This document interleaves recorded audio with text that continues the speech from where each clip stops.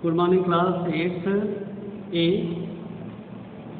This is Hindi second और आज हम बात करेंगे 14वें चैप्टर से 14वें पाठ के बारे में, जिसको लिखा है आचार्य रामचंद्र शुक्ल ने और इसका शीर्षक है मित्रता। मित्रता कैसी होनी चाहिए? कहते हैं कि जैसी संगति वैसा मनुष्य बन जाता है। तो मित्रता होनी कैसे चाहिए? मित्रता बहुत बड़ी चीज है। भाई के साथ हम पैदा होते हैं, भाई मजबूरी में हम बनाते हैं, लेकिन मित्र मजबूरी में नहीं बनाते। मित्रों का हम चुनाव करते हैं और जैसी हमारी प्रवृत्ति होती है मित्र वैसे ही होते हैं। आचार्य रामचंद्र शुक्ल द्वारा रचित इस निबंध में मित्र के गुणों का बखान करते हुए अच्छी संगति के गुणगान को प्रस्तुत किया गया है। लेखक मित्रता को जीवन का आवश्यक अंग मानता है। सच्चा मित्र सदैव सहानुभूति रखने वाला, परम हितैषी तथा महान कार्यों के लिए प्रेरित करने वाला होता है। मित्र को संगति से बचाता है तथा हमें अच्छाई के मार्ग पर अग्रसर करता है। एक अच्छा मित्र हमें को संगति से बचाता है, हमें अच्छे मार्ग पर अग्रसर करता है, हमारा साथ देता है, हमें उपदेश देता है। यदि हम कभी रास्ता भटकते हैं तो एक अच्छा मित्र हमारे भटकाव को कम करता है। तो चलिए पढ़ते हैं आचार्य रामचंद्र शुक्ल रचित मित्रता। ये निबंध है, विचारात्मक निबंध है। जब कोई युवा पुरुष अपने घर से बाहर निकलकर बाहरी संसार में अपनी स्थिति जमाता है, तब पहली कठिनाई उसे मित्र चुनने की पड़ती है। यदि उसकी स्थिति बिल्कुल एकांत और निराली नहीं रहती तो उसकी जान पहचान के लोग धड़ाधड़ बढ़ते जाते हैं और कुछ ही दिनों में कुछ लोगों से उनका हेल मेल हो जाता है। यही हेल मेल बढ़ते बढ़ते मित्रता के रूप में परिणित हो जाता है। मित्र के चुनाव की उपयुक्तता पर उसके जीवन की सफलता निर्भर हो जाती है, क्योंकि संगत का गुप्त प्रभाव हमारे आचरण पर बड़ा भारी पड़ता है। शुक्ल जी कहते हैं कि अगर कोई मनुष्य एकांत प्रिय नहीं है, अकेले रहना उसे पसंद नहीं है, तो वो जब भी बाहर निकलेगा उसके मित्रों की संख्या धड़ाधड़ बढ़ती चली जाएगी। जरूर उसके मित्र बनेंगे। कुछ ऐसे लोग होंगे जिसके साथ वो बैठना पसंद करेगा, कुछ ऐसे लोग होंगे जिनके साथ बैठना उसे अच्छा नहीं लगेगा। ये दोनों ही वस्तुएं मित्रता की पहचान है और यही मित्रता ही हमारे जीवन पर ये बताती है, सफलता असफलता का निर्धारण करती है, हमारे चरित्र को बनाती है। यदि हम गलत मित्रों के साथ बैठेंगे तो निश्चित ही हमारा चरित्र गलत हो जाएगा। हमारा बात, व्यवहार, सोचने की दिशा, ये सब उपयुक्त नहीं रहेगा। क्यों? क्योंकि व्यक्ति सदैव संगत से प्रभावित होता है। संगत ही व्यक्तित्व का निर्माण करती है। अपवाद में ही कुछ ऐसा हो सकता है कि चंदन रूपी वृक्ष पर कितने भी सर्प लिपटे रहें, लेकिन चंदन विषैला नहीं हो सकता। किंतु ये अपवाद है। अक्सर ऐसा होता है कि विष के प्रभाव से व्यक्ति विषैला तो हो ही जाता है। कितना भी व्यक्ति साफ सुथरा हो, गोरा चिट्टा हो, लेकिन काजल की कोठरी में यदि वो गया तो काजल तो लगेगा ही, धब्बा तो लगेगा ही, दाग तो लगेगा ही। इसलिए व्यक्ति को अपने मित्र का चुनाव बहुत ही सोच समझकर करना चाहिए। शुक्ल जी यही कहते हैं, हम लोग ऐसे समय में समाज में प्रवेश करके अपना कार्य आरंभ करते हैं जब हमारा चित्त कोमल और हर तरह का संस्कार ग्रहण करने योग्य होता है। शुक्ल जी कहते हैं कि हम तब बाहर निकलते हैं युवावस्था में या किशोरावस्था में जब हमारा मन एकदम सादा होता है, एकदम कोरा होता है और किसी प्रकार के संस्कार को, किसी प्रकार के विचारों को हम ग्रहण कर सकते हैं। हमारे भाव अपरिमार्जित और हमारी प्रवृत्ति अपरिपक्व रहती है। हम लोग कच्ची मिट्टी की मूर्ति के समान रहते हैं, जिसे जो जिस रूप में चाहे उस रूप में ढाले, राक्षस बनाए या देवता।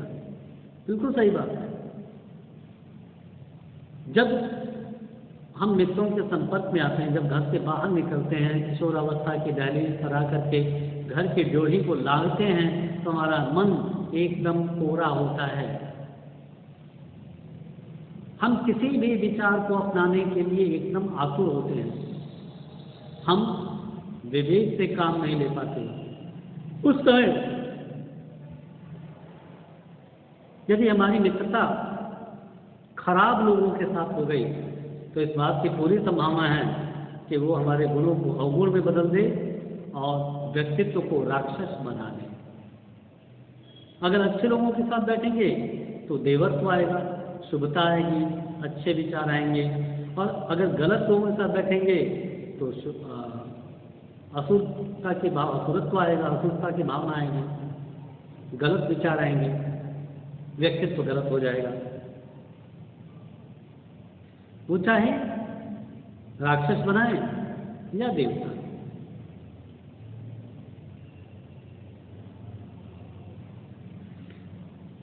ऐसे लोगों का साथ करना हमारे लिए बुरा है जो हमसे अधिक दृढ़ संकल्प के हैं, क्योंकि हमें उनकी हर बात बिना विरोध के मान लेनी पड़ती है।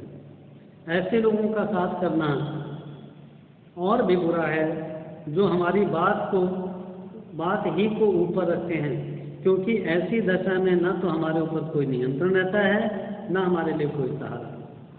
दोनों ही अवस्थाओं में जिस बात का भय रहता है उसका पता युवकों को प्रायः बहुत कम पता चलता है। यदि विवेक से काम लिया जाए तो यह भय नहीं रहता। लेखक कहते हैं, शुक्ल जी कहते हैं कि ऐसे लोगों का साथ करना बहुत बुरा है जो हमसे अधिक दृढ़ संकल्प वाले होते हैं, जो हमसे अधिक दृढ़ संकल्प वाले होते हैं।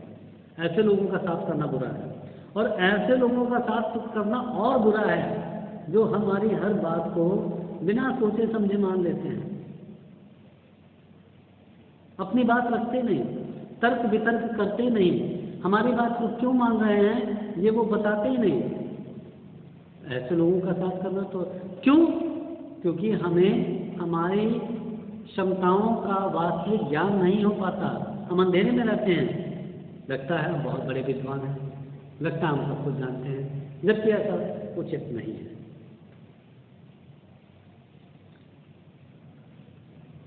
कैसा आश्चर्य की बात है कि लोग एक घोड़ा लेते हैं तो उसके 100 गुण दोष परख कर देखते हैं। लेखक कहते हैं कि बड़े आश्चर्य की बात है कि लोग एक छोटा सा एक घोड़ा भी लेते हैं, एक अगर कुत्ता भी लेते हैं तो उसके गुण दोषों को देखते हैं, उसका हर प्रकार से निरीक्षण करते हैं, उसको तौलते हैं, उसको परखते हैं, उसके गुणों को भी उसके दोषों को भी।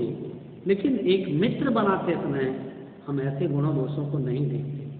कितनी बड़ी ये बात है। एक मित्र जो हमारे व्यक्तित्व को प्रभावित करता है, एक मित्र जो हमें अच्छा भी बना सकता है, बुरा भी बना सकता है, उसे हम बिना उसके गुण और दोषों को देखे हुए अपना बना लेते। क्यों बना लेते हैं? सिर्फ इसलिए कि वो हमें अच्छा लगता है, हमारा मन उसके साथ रहने के लिए करता है, उसके साथ हम समय बिताना चाहते हैं।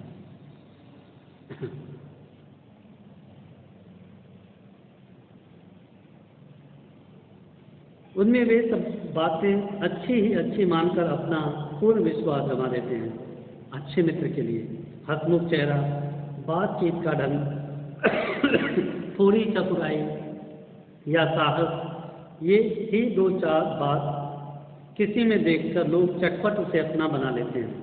हम लोग यह नहीं सोचते कि मैत्री का उद्देश्य क्या है, क्या जीवन के व्यवहार में उसका कुछ मूल्य भी है।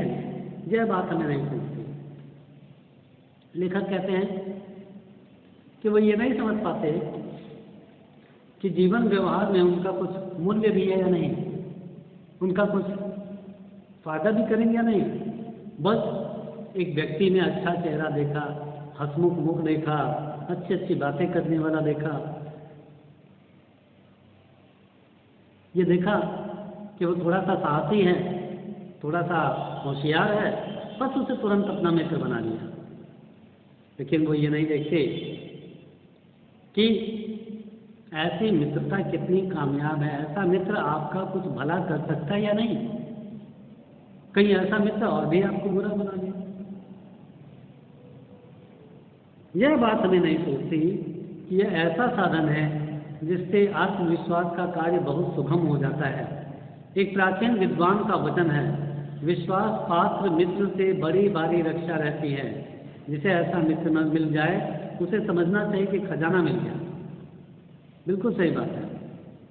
एक प्राचीन विद्वान ने कहा कि विश्वास पात्र मित्र एक रक्षक के समान होता है।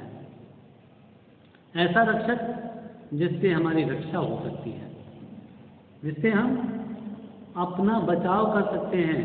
और यदि ऐसा मित्र मिल गया तो समझ लीजिए आपको जीवन का एक खजाना मिल गया। आप एक खजाना आपने रख लिया।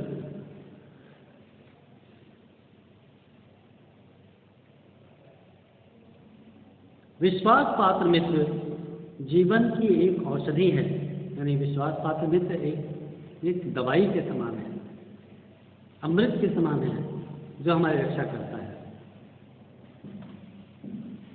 हमें अपने मित्र से यह आशा रखनी चाहिए कि वे उत्तम संकल्पों से हमें दृढ़ करेंगे, दोषों और त्रुटियों से हमें बचाएंगे, हमें सत्य पवित्रता और मर्यादा के प्रेम को पुष्ट करेंगे। एक अच्छे मित्र से क्या हम उम्मीद रख सकते हैं कि वे हमारे संकल्प को, जो हमने सोच रखा है अच्छे कार्यों के लिए, उसे मजबूत करेंगे। ठीक है,